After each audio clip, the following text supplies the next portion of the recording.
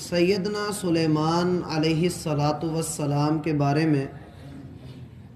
پچھلے 3 دن سے ہم بات کر رہے ہیں۔ یہ وہ شخصیت ہیں جو داؤد علیہ الصلاۃ والسلام کے بیٹے ہیں اور اللہ رب العالمین کے انتہائی برگزیدہ بندے ہیں کہ اللہ نے بھی فرمایا کہ بڑا ہی اچھا بندہ تھا۔ اس سے اس بات کا اظہار ہوتا ہے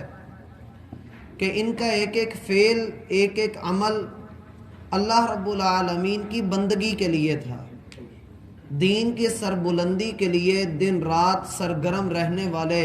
اللہ کے یہ پیغمبر اللہ کے ہاں کس قدر اچھے تھے کہ اللہ سبحانہ و تعالی نے ان کی اچھائی کی طرف اشارہ کر کے ہمارے لیے ان کو نمونہ بنایا۔ اور کل کی آیات میں ہم نے یہ بات پڑھی کہ اللہ نے اپنے بندے سلیمان کو بھی ایک آزمائش میں مبتلا کیا۔ ایک بات ہمارے ذہنوں میں اکثر آتی رہتی ہے کہ جب بندہ نیکی بہت زیادہ کرتا ہے، اللہ کے بہت قریب ہو جاتا ہے، تو پھر اس کی آزمائش کیوں ہوتی ہے؟ اور اکثر ایسا ہوتا ہے کہ اللہ والوں کی آزمائش کچھ زیادہ ہی ہو جاتی ہے۔ ایسا کیوں ہوتا ہے؟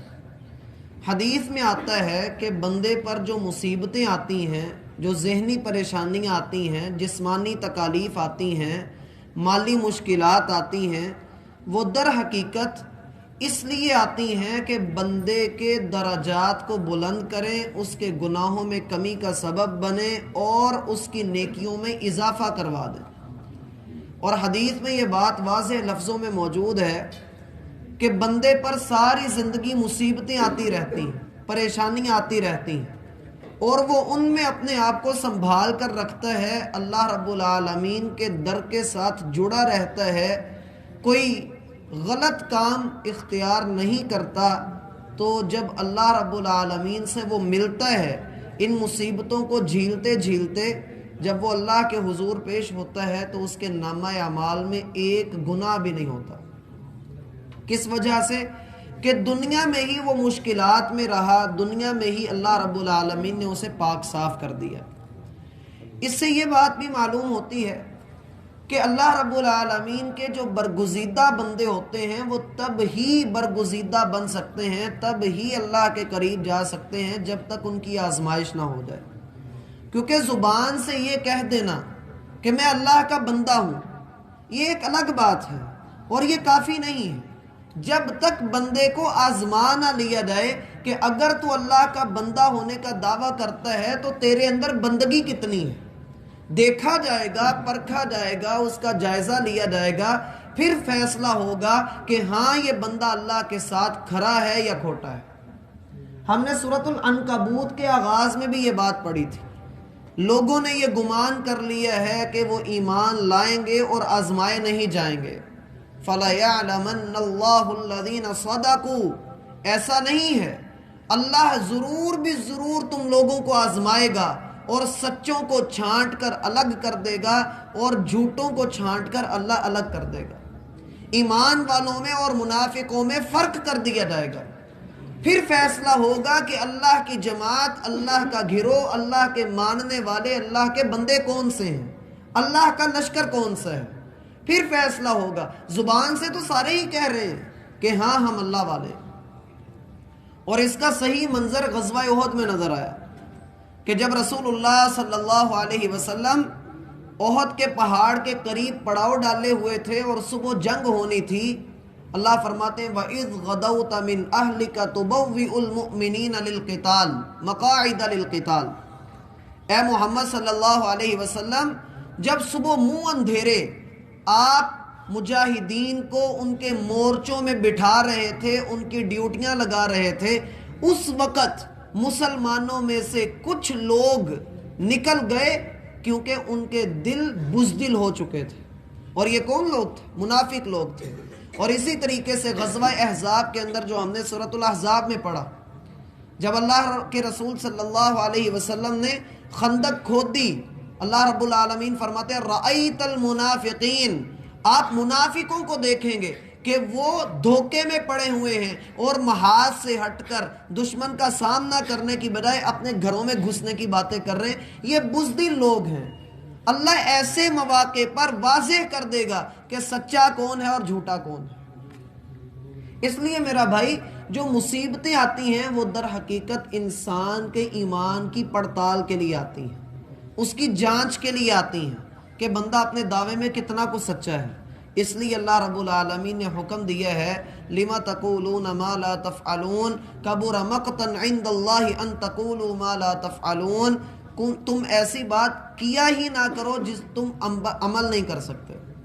ایسی بات منہ سے نکالنا ہی نہ کرو جس پر تم عمل نہیں کر سکتے۔ اللہ کے ہاں یہ بڑی ناراضگی کی بات ہے کہ تم کوئی ایسی بات منہ سے نکالو جو تم کر نہ سکتے ہو۔ اور ایمان والے بے بسی میں بھی خاموشی اختیار کر کے اس آزمائش کو جھیل کر اپنے رب کی رضا میں راضی رہتے ہیں، اور جو اللہ کی رضا میں راضی ہوتا ہے رب اس سے بھی راضی ہو جاتا ہے۔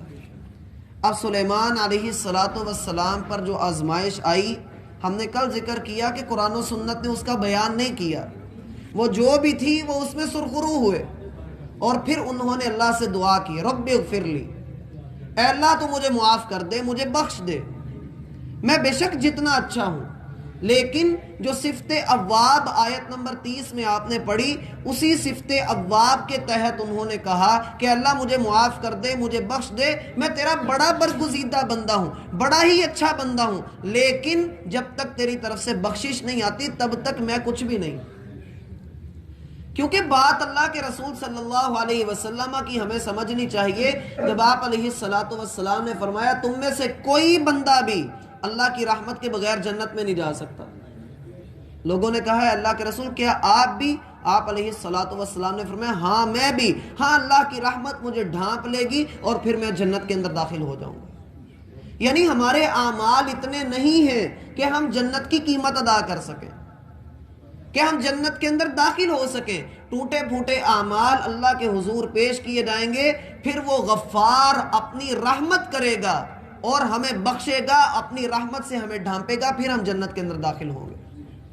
اور سلیمان علیہ السلام بھی اللہ سے اسی بخشش کا سوال کر رہے ہیں، اور ساتھ ہی ساتھ ایک اور چیز مانگی، وَهَبْ لِي مُلْكًا، اور مجھے ایک ایسی بادشاہت عطا کر،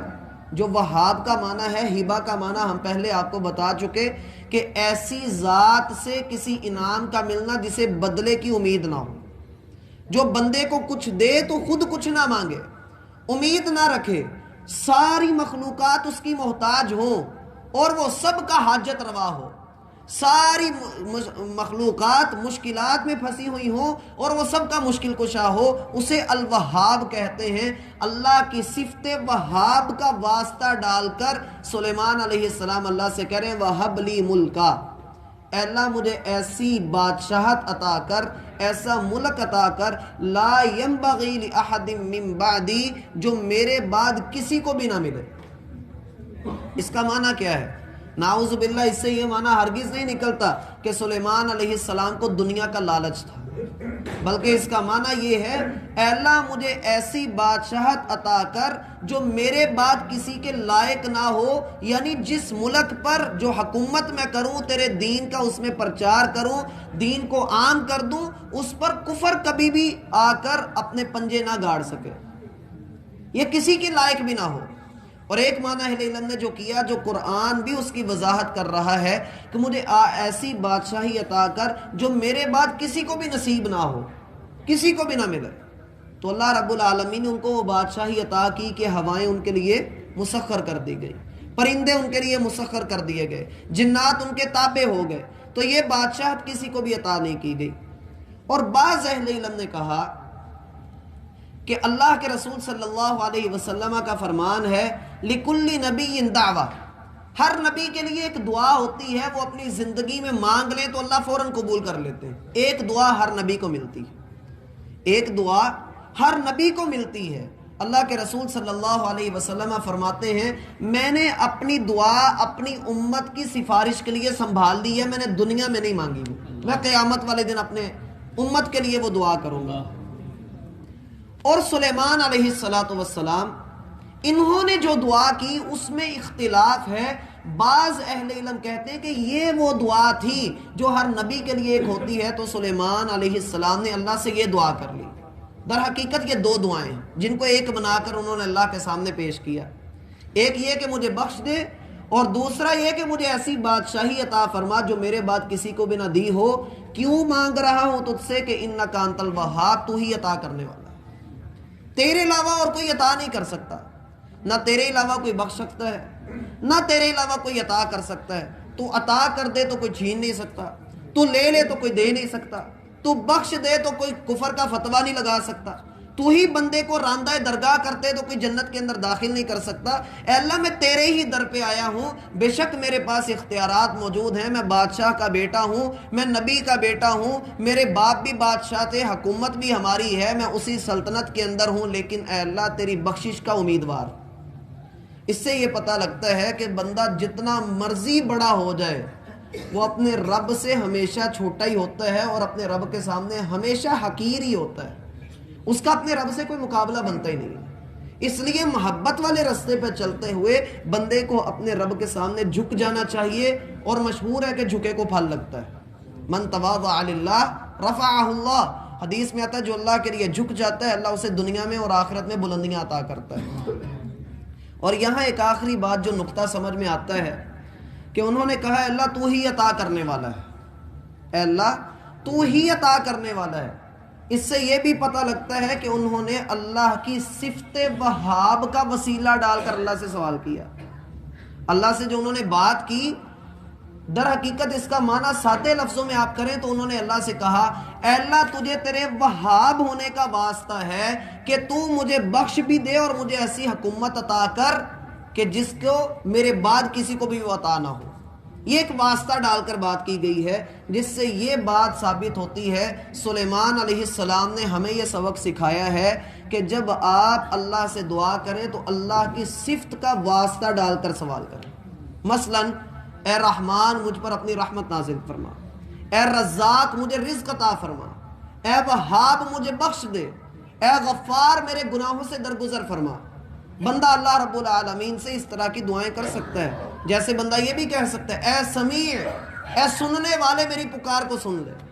اے بصیر، اے دیکھنے والے میری حالت کو دیکھ لے۔ بندہ اللہ سے جب اس انداز میں دعائیں کرتا ہے تو حدیث میں آتا ہے، قرآن میں آتا ہے وَلِلَّهِ الْأَسْمَاءُ الْحُسْنَى فَادْعُوهُ بِهَا،